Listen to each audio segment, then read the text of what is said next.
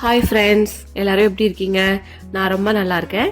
இன்றைக்கி நம்ம வீட்டில் ஒரு குட்டியான ஷூ ரேக் தாங்க வாங்கியிருக்கோம். அதை நம்ம ஃபிக்ஸ் பண்ணி முடிச்சுட்டு அப்படியே நம்ம இன்றைக்கி கார் பார்க்க போகிறதாங்க இன்றைக்கி பிளானு. இந்த பாக்ஸை ஓப்பன் பண்ண உடனே உள்ளேயே பார்த்தீங்க அப்படின்னா எப்படி ஃபிக்ஸ் பண்ணணுங்கிறதுக்கான இன்ஸ்டலேஷன் மேனுவலும் வச்சுருப்பாங்க. ஸோ நம்ம இதை பார்த்து ஸ்டெப் பை ஸ்டெப்பாக அப்படியே பண்ணாவே நம்ம ஈஸியாக ஃபிக்ஸ் பண்ணி முடிச்சிடலாங்க. அந்த ப்ராடக்ட்லேயும் வந்து நம்பர்ஸ் போட்டிருப்பாங்க, இந்த மேனுவல்லையும் நம்பர்ஸ் போட்டிருப்பாங்க. இதை ரெண்டையும் கம்பேர் பண்ணி நம்ம ஃபிக்ஸ் பண்ணிக்கலாங்க. இதை ஃபிக்ஸ் பண்ண தேவையான மெட்டீரியல்ஸ் எல்லாமும் இது கூடவே வந்துருங்க. நம்ம மேனுவலை பார்த்து அப்படியே ஃபிக்ஸ் பண்ண வேண்டியதாங்க. நம்ம ஊர்லலாம் பார்த்தீங்கன்னா நம்ம என்ன பொருள் வாங்கினாலும் எல்லாமே மோஸ்ட்லி ஃபிக்ஸ் ஆகி தாங்க வரும். பட் இங்கே பார்த்தீங்கன்னா அப்படியே ஆப்போசிட்டுங்க. சின்ன பொருள் முதல் கொண்டு பெரிய பொருள் வரைக்கும் எது வாங்கினாலும் நம்மளே தாங்க ஃபிக்ஸ் பண்ணிக்கணும்.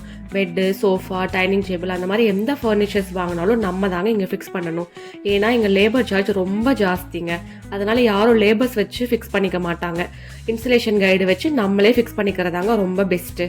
நாங்கள் வாங்கியிருக்கிறது குட்டியான ஷூ ரேக் தாங்க. ஸோ அதனால் ஈஸியாக ஃபிக்ஸ் பண்ணி முடிச்சிடலாங்க. இதை நாங்கள் வால்மார்ட்டில் தான் வாங்கியிருந்தோங்க.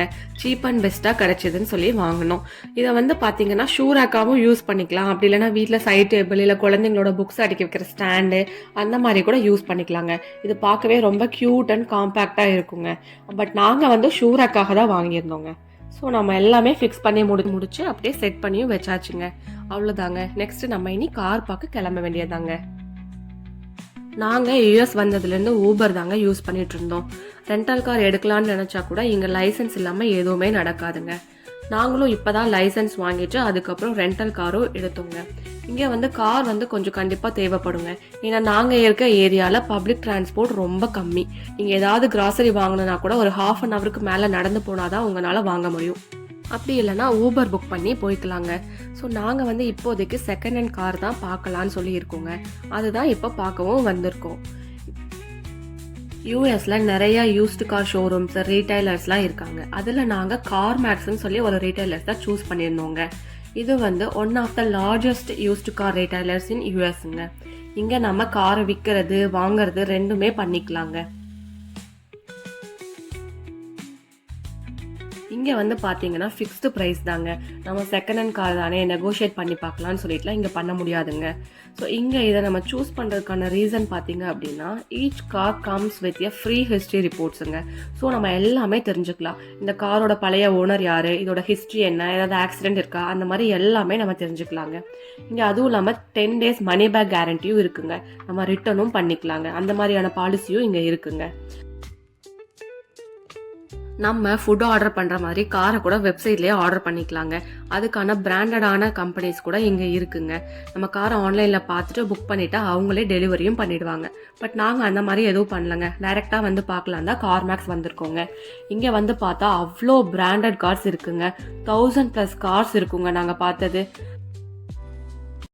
நாங்கள் அப்பாயின்மெண்ட் புக் பண்ணியிருந்தோங்க. ஸோ ஆஃபீஸ்க்குள்ளே போனதும் அதெல்லாம் செக் பண்ணிவிட்டு எங்களை வெளியே இருக்க கார்ஸ்லாம் பார்த்துட்டு அதில் உங்களுக்கு எது கம்ஃபர்டபுளாக இருக்குன்னு நோட் பண்ணிக்கோங்க, நாங்கள் ஒரு ½ அன் ஹவர் கழித்து கால் பண்ணுறோன்னு சொல்லிட்டாங்க. நாங்கள் வெளியில் வந்து கார்ஸ்லாம் பார்க்க ஸ்டார்ட் பண்ணிட்டோங்க. இங்கே பார்த்தா அவ்வளோ பிராண்டட் கார்ஸுங்க. நம்ம ஹோண்டா, டொயோட்டா முதல் கொண்டு ஜாகுவார், ஃபெராரி, லெக்ஸஸ், பிஎம்டபிள்யூன்னு சொல்லிட்டு எக்கச்சக்கமாக அவ்வளோ கார்ஸ் அடுக்கி வச்சுருக்காங்க. அத்தனை கார்ஸை பார்க்கும்போது எதை பார்க்க எதை விடனே தெரியலங்க. அவ்வளோ கார்ஸ் நிற்கிது. எல்லாமே பார்க்கறதுக்கு புது கார் மாதிரியே இருந்துச்சுங்க. யாரும் செகண்ட் ஹேண்ட் கார் இதுன்னு சொன்னால் நம்பவே மாட்டாங்க. அந்த அளவுக்கு இருந்துச்சுங்க. ஒரு ஸ்க்ராட்ச் கூட இல்லாத மாதிரி தான் வச்சுருந்தாங்க.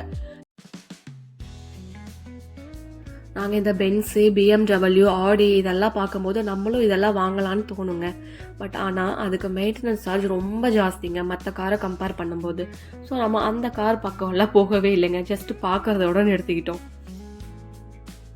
இங்கே இந்த லெக்ஸஸ் பார்த்தீங்கன்னா இந்தியாவில் இப்போ தான் நம்ம செலிபிரிட்டிஸ்லாம் ஒவ்வொருத்தராக வாங்க ஸ்டார்ட் பண்ணியிருக்காங்க. இங்கே நார்மலாகவே எல்லோரும் யூஸ் பண்ணிட்டு தான் இருக்காங்கங்க. நம்ம பார்க்குற ஒவ்வொரு காருக்கும் ப்ரைஸ் வந்து அவங்கக்கிட்ட போய் கேட்டு தெரிஞ்சுக்கணும்னு அவசியம் இல்லைங்க. எல்லா கார்லேயும் சைடில் அதோட ப்ரைஸு, காரோட வருஷம் என்ன, அதோட மைலேஜ் எவ்வளோ ஓடி இருக்குது அப்படிங்கிற மாதிரி எல்லாமே ஸ்டிக் பண்ணியிருப்பாங்க. அதை பார்த்தே நம்ம தெரிஞ்சுக்கலாங்க. அங்கே எல்லாம் பார்த்து முடிச்சுட்டு ஒரு 2 to 3 கார்ஸ் வந்து டிசைட் பண்ணி வச்சுருந்தோங்க. எல்லாம் முடிச்சுட்டு ஆஃபீஸ்க்குள்ளே போனதும் ஒரு சேல்ஸ் எக்ஸிக்யூட்டிவ் வந்து எல்லாமே எக்ஸ்பிளைன் பண்ணாங்க. அதோட ப்ரைஸு, ப்ரொசீஜர்ஸ் பற்றி, எப்படி வாங்குறது, அதை பற்றி எல்லாமே எக்ஸ்பிளைன் பண்ணாங்க. நாங்கள் ஒரு 2 கார் வந்து டெஸ்ட் ட்ரைவ் பண்ணோங்க. எல்லாமே டெஸ்ட் ட்ரைவ் முடிச்சுட்டு அவரும் வந்து உங்களுக்கு எந்த கார் ஓகேவா இருக்கும் நீங்கள் டிசைட் பண்ணிட்டு வாங்க, 1 ஹவரில் நீங்கள் எல்லா ப்ரொசீஜர்ஸும் முடிச்சுட்டு காரை எடுத்துக்கலான்னு சொன்னாங்க. ஸோ நாங்களும் சரிங்க நாங்கள் டிசைட் பண்ணிட்டு வரோன்னு கிளம்பிட்டோங்க. அங்கே ஈவினிங் தான் அப்பாயின்மெண்ட் புக் பண்ணியிருந்தனால ரிட்டர்ன் வரும்போது டின்னர் டைமும் ஆயிடுச்சுங்க. ஸோ அதனால் சாப்பிட்டுட்டே வீட்டுக்கு போயிடலான்னு சொல்லிட்டு ஒரு ரெஸ்டாரண்ட் போயிட்டோங்க. மெனு கார்டெல்லாம் புரட்டி பார்த்துட்டு நமக்கு என்ன வேணும்னு சொல்லிட்டு ஆர்டரும் பண்ணியாச்சுங்க. இந்த ரெஸ்டாரண்ட் வந்து நம்ம வீட்டுக்கு கொஞ்சம் பக்கத்தில் இருக்க ரெஸ்டாரண்ட் தாங்க. நாங்கள் வந்து வீக் டேஸில் தான் போயிருந்தோங்க. பட் வீக்கெண்ட்லலாம் இங்கே வந்தோன்னா பயங்கர ரஷ்ஷாக இருக்குங்க. ஃபுட்டு வர கேப்பில் என் பையன் பசிக்குது பசிக்குதுன்னு கத்தவே ஆரம்பிச்சிட்டாங்க.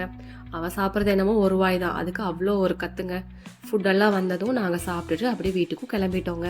சரிங்க, நம்ம இன்னொரு வீடியோவில் பார்க்கலாம்.